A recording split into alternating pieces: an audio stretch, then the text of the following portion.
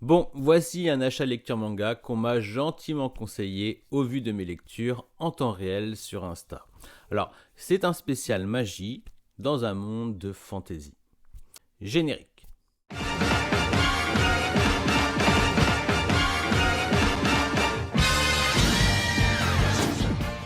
Alors, j'ai acheté et lu Kingdom of Knowledge, tome 1 et 2. Alors, j'ai lu ce premier tome plus par curiosité qu'autre chose, et j'ai suffisamment bien apprécié pour me prendre le tome 2.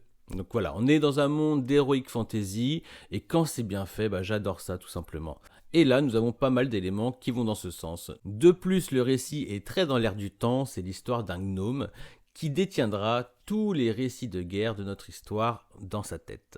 Qui plus est, on parle de la nôtre d'histoire, c'est avec un grand H, car le manga situe le récit dans un monde de fantasy, mais qui succède au nôtre. Voilà, c'est clairement un contexte déjà utilisé dans bon nombre de romans du genre, mais ce qui est intéressant dans ce cas précis, et ça, on peut le comparer aux héros d'isekai qui ont des compétences assez exceptionnelles pour ce monde, c'est qu'on a le droit à des phases de stratégie de guerre, comme je les aime depuis le manga Stratège ou encore plus récemment Kingdom. Donc bien que la notion épique est moins marquée, bien évidemment. Enfin voilà, j'ai beaucoup aimé ces deux premiers tomes, je leur donne la note de 16 sur 20, j'ai hâte de découvrir la suite en espérant ne pas tomber de haut par la suite. J'ai également acheté et lu le tome 3 et 4 de Faraway Paladin. Alors ce que j'aime avec cette série, outre que cela se déroule dans un monde de fantasy et de magie, c'est que nous suivons un paladin. Et non pour une énième fois un mage. Alors qu'est-ce que c'est qu'un paladin? C'est un chevalier pieux ou si vous voulez un mage armé qui tire sa magie de sa foi. En vrai, il est plus souvent affilié à un chevalier prêtre avec un pouvoir rayonnant et doré qui soigne le mal sous de nombreuses formes. Alors, ceux qui jouent à Hearthstone ou à WoW, ou plus communément à des jeux de rôle, sont familiers du fait. Donc le héros suit une formation de paladin dans un microcosme, et ce, durant 3 tomes au moins, ce qui narrativement est assez puissant, car on est assez curieux de découvrir le monde avec notre héros pour ainsi constater du niveau de celui-ci lorsqu'il fait face à l'adversité du monde extérieur. Bon, il n'y a que 6 tomes au Japon, c'est un peu ce qui m'ennuie, car en vrai, moi, je suis prêt à partir à l'aventure là tout de suite. Mais bon, ça vaut bien un 17 sur 20 pour une œuvre très intéressante dans sa construction. On reconnaît peut-être la touche light novel qui donne dans une certaine originalité des récits. En tout cas, vivement la suite. J'ai également acheté et lu donc, les tomes 3 et 4 de The Ancient Magus Bright. Alors, nous sommes toujours dans un univers de magie.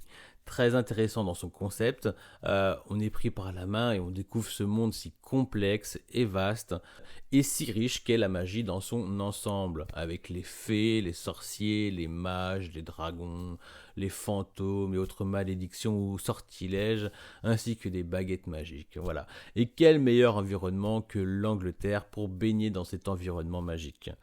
En soi, il a tout pour me plaire. Mais pour être honnête, j'ai du mal à lire ces 2 derniers tomes. Et j'ai été tenté de lire en diagonale certaines pages pour arriver au dénouement d'un chapitre par exemple. Je pense que s'il y a un anime, j'aurai plaisir à découvrir la suite, à l'occasion, si j'ai le temps. Parce que si j'adore l'univers magique et que je comprends l'héroïne et ce qu'elle a traversé dans sa jeunesse qui font qu'elle a peur d'être abandonnée, néanmoins, sa relation avec la créature qu'il a achetée pour faire d'elle son apprenti, et par la même occasion sa fiancée, ça m'ennuie. Je n'ai pas le moindre intérêt dû à cette relation, qui je le devine évolue et va évoluer, mais qui hélas m'ennuie terriblement aujourd'hui. Voilà, donc je ne peux hélas pas donner une note plus haute que 15 sur 20, sachant que je vais drop la série. Mais je peux très bien comprendre qu'elle pourrait mériter un 17 pour d'autres lecteurs, plus enclins que moi en tout cas, à apprécier la relation des 2 personnages principaux et de tous ceux qui tournent autour d'eux. J'ai également acheté le tome 2, 3 et 4 de Magus of the Library. Toujours et encore dans un univers de magie, la licence nous entraîne dans le monde des amoureux du livre et de mages qui ont pour devoir de défendre les livres afin de contrôler les propagandes qui ont amené les guerres d'antan. Alors, pour ceux qui commencent un peu à me connaître, ils savent que j'aime bien évidemment lire du manga et pas qu'un peu, d'autant que ça ne date pas d'hier. De plus, j'aime autant un bon roman de fantasy qui me procure parfois des sensations similaires, si pas plus ou moins fortes qu'un bon manga. Alors, je suis obligé de me répéter et de vous inviter à lire Le Nom du Vent des Chroniques du Tueur des Rois de Patrick Rothfuss, La Voix des Ombres de la trilogie de l'Ange de la Nuit de Brent Weeks, La Voix des Rois des Archives de Rochard de Brandon Sanderson, ou encore de Légende du cycle de Draenei de David Gemmell. Et ce, pour ne vous citer que. Alors allez-y, foncez, vous aurez affaire à des héros dignes de nos meilleurs mangas. Puis je ne vous ai pas tout dit, j'aime aussi la grande littérature américaine comme Charles Pudowski, Paul Auster, Jack London pour ne citer que, comme japonaise avec Ryu Murakami et d'autres encore que je ne saurais citer là, ou russe avec un certain Dostoevsky, ou encore allemand avec Stefan Zweig que j'idolâtre, sans parler des auteurs libanais ou d'origine libanaise comme Wadji Mouad, Amin Maalouf, Khalil Gibran. Voilà, j'aime ce qui se rapporte à l'écriture, le process d'écriture et ce que nous apporte la lecture, bien évidemment. Alors, le pouvoir de la lecture est un excellent complément à nos expériences de vie, voire plus ou moins. De mon côté, je me suis amusé à écrire. Je me suis d'ailleurs lancé dans le récit pornographique. D'abord parce que c'est ce que je visualisais le mieux pour compter mes récits et qu'il était aussi tout simplement plus facile de s'inspirer de mon expérience, ce qui est un excellent exercice d'écriture. Surtout lorsqu'on a envie d'écrire mais qu'on ne sait pas comment débuter. Oui, par où commencer? Et c'est comme tout, c'est en exerçant, c'est en s'exerçant régulièrement que la magie opère, plus ou moins. Voilà, je vois les gars se dire « Ah, voilà d'où lui vient son penchant pour les hentai ». Alors, petit aparté, si vous êtes un bon dessinateur qui a envie de faire un manga, j'ai des récits pour vous entraîner sur un hentai, donc je serai le scénariste. Ce serait une ambiance un peu Californication pour ceux qui connaissent la série, et à la City Hunter parce qu'il faut du badass qui ne se prend pas trop au sérieux. Et donc, conjointement, on ferait le storyboard dont vous serez bien évidemment le dessinateur. Voilà, soyons fous, ce sera le premier hentai français. Voilà, on va dire que je déconne, bien évidemment. Un jour, je vous montrerai mon petit coin de lecture avec ce qui fut un de mes péchés mignons, mes machines à écrire, dont certaines que j'ai fait réparer et qui fonctionnent, et d'autres non. Voilà. Bon, revenons à nos moutons. J'adore ce qui traite des écrivains et des romans, et ce manga, comme d'autres, flirte avec cet amour qu'on porte aux livres, et d'autres mangas en parlent. Alors je pense à La Petite Faiseuse de Livres, dont j'ai eu l'occasion de lire que quelques chapitres, mais dont j'avais véritablement bien aimé la lecture. Tout comme me donne envie de lire Le Maître des Livres, et ce, juste par curiosité. Voilà. Puis comment ne pas penser au roman Fahrenheit 451 de Ray Bradbury lorsqu'on lit un manga qui parle de l'importance du livre dans son récit, de sa stigmatisation et de son pouvoir. Car que ce soit imagé dans le manga de Magus of the Library, avec un esprit dangereux enfermé dans un livre magique, ou que nous soyons tout simplement alertés du danger de propagande qu'il peut exercer, on nous montre aussi tous ces bienfaits pour l'imaginaire, ou tout simplement du puits de connaissances qu'il peut transmettre à tout à chacun, sachant lire. Alors, j'entends souvent parler des dessins fabuleux de l'Atelier des Sorciers ou de Bright Story, mais ceux de Magus of the Library sont tout autant fabuleux, riches de détails et de finesse, et ce vraiment en toute simplicité. Et puis c'est un récit d'aventure et d'initiation, si cher à nous lecteurs de manga, et voire de romans, je pense à ceux qui ont lu Harry Potter par exemple. En tout cas, notre héros va tout faire pour intégrer une école pour devenir un fervent promoteur du livre en tant que mage, enfin kakune, je ne sais plus comment on dit.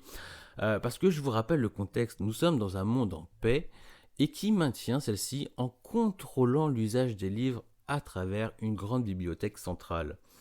Car auparavant, les livres ont permis de faire prospérer soit des idéaux fascistes ou révolutionnaires ou autres, ce qui a bien évidemment fait éclater des guerres.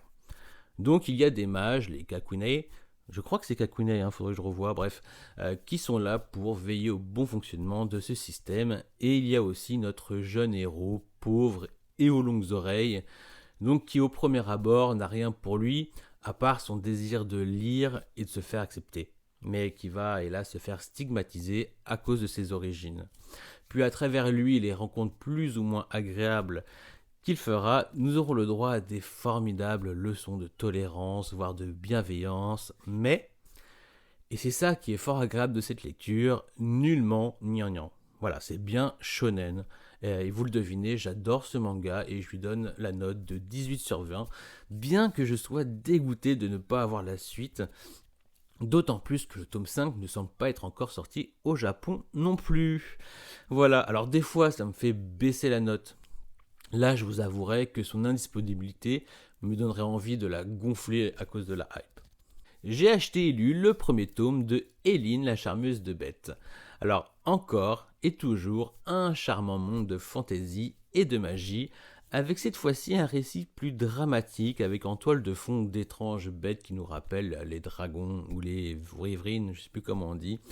Alors, c'est marrant à première vue, juste en regardant la couverture, ça ne me disait rien.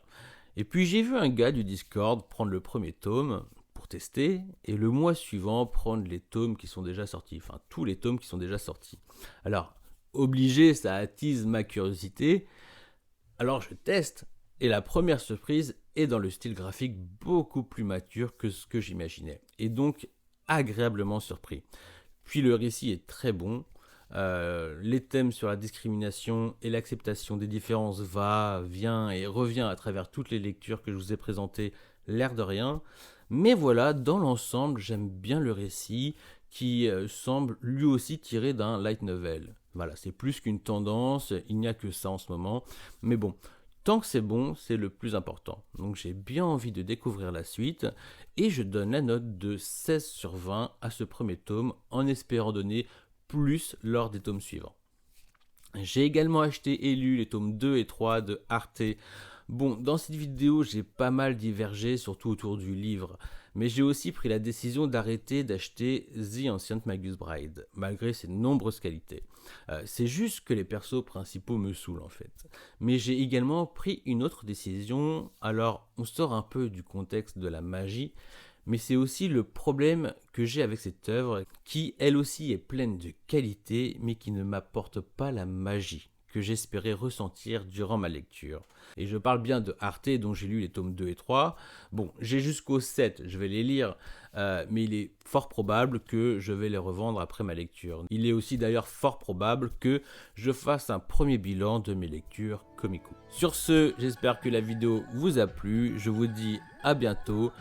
Excusez-moi si je me fais un peu désirer ces derniers temps, mais mon rythme de croisière reprendra d'ici quelques temps, en tout cas je l'espère. Il faut juste que j'arrive à gérer les à côté, genre la peinture en blanc du lambris présent sur tous mes plafonds et qui m'épuise, voilà.